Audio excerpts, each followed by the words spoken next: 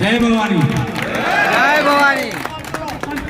આપણી વચ્ચે સમગ્ર ગુજરાતના ક્ષત્રિય સમાજના સંકલન સમિતિના કન્વીનર અને પ્રમુખ માનનીય ચાવડા સાહેબ, તેમની સાથે ધર્મરથ લઈને ક્ષત્રિય નારી અસ્મિતાના ગૌરવભરી યાત્રાના સંકલનના તમામ હોદ્દેદારો, પદાધિકારીઓ, અમારી આજુબાજુના તમામ જાગીરદાર સમાજના ઠાકોરો, દરબારો, યુવાનો અને વડીલો, મારા ગામના તમામ યુવાનો અને વડીલો, આજુબાજુ જોઈતા ગામના દરબારો, ક્ષત્રિયો, તમામ આ મુમુરાસને પસંદ કર્યું. અમારા માટે સૌથી ગૌરવની ઘડી છે. અમારા બાપ દાદાઓ વખતથી આ જાગીરી સાથે છીએ, હતા અને રહીશું.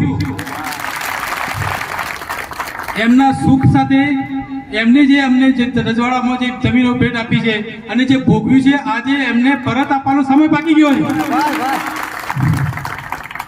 એમના સુખમાં સુખ અને એના દુઃખમાં દુઃખ આપણે તમામે હાથ ઊંચો કરીને આ સમર્થન યાત્રાને, એમની અસ્મિતાને જે રૂપાલાજીએ જે હનન કર્યું છે એનો પ્રતિકાર આપવાનો જે સમય પાકી ગયો છે, ત્યારે હું તમામ આપણી બાજુના યુવાનો, વડીલો, તમામ જ્ઞાતિના આગેવાનોને આજ્ઞા કરી વિનંતી કરું છું કે આ સમય પાકી ગયો છે. અહંકાર સામે નમ્રતાથી બતાવી દેવાનું મોહનદાસ પસંદ કર્યું. આપ સૌને ખૂબ ખૂબ આનંદ સાથે ધન્યવાદ આપું છું.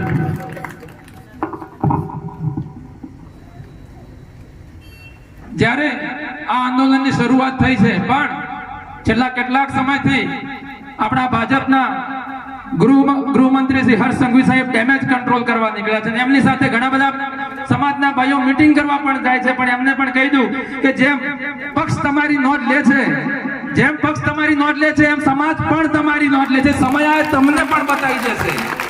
આપણી વચ્ચે ઉપસ્થિત છે દલિત સમાજના સગરાભાઈ, જેઓ આપણને સમર્થન જાહેર કરવા માટે આવ્યા છે, તો થોડીક વાત એ કરશે. સગરાભાઈ. નમસ્તે. સ્ટેજ પર વિરાજમાન સંકલન સમિતિના કન્વીનર ચાવડા બાપુ, આજુબાજુ ગામમાંથી પધારે તમામ સમાજના વડીલો, ભાઈઓ અને બાળકો, અમે દલિત સમાજ આજથી આઝાદી પહેલા 75 પહેલા જ્યારે રાજા મહારાજો રજવાડો હતો ત્યારથી અમે તમારી જોડે છે, તમારા સહકારથી આગળ વધ્યા છે.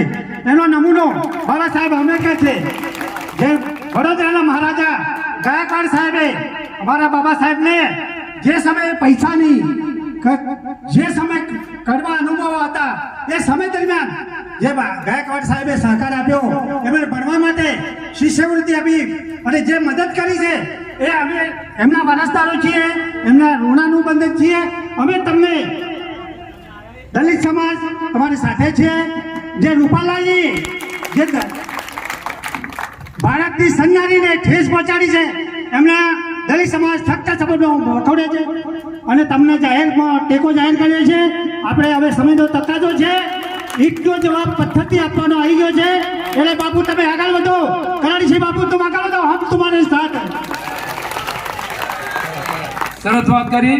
એકવાર જય ભવાની. આપણે આ ભારત દેશને શું નથી આપ્યું? 43 ગઢ આપ્યા, 43 ગઢ, 8,700 કિલ્લા, 562 રજવાડા, 40 લાખ એકર જમીન, આ બધું આપ્યું છતાં પણ આપણે એક રૂપાલાની ટિકિટ રદ કરવાની માંગ કરી. ભાજપને શરમ આવી જોઈએ. આ વાત ઉપર હવે આગળ આપણી વચ્ચે ઉપસ્થિત આપણા મહેમાન શ્રી કરણસિંહ ચાવડા બાબુને વિનંતી કરું કે તે આ આંદોલન બાબતે આપણને આગળ વાત કરશે. જય ભવાની.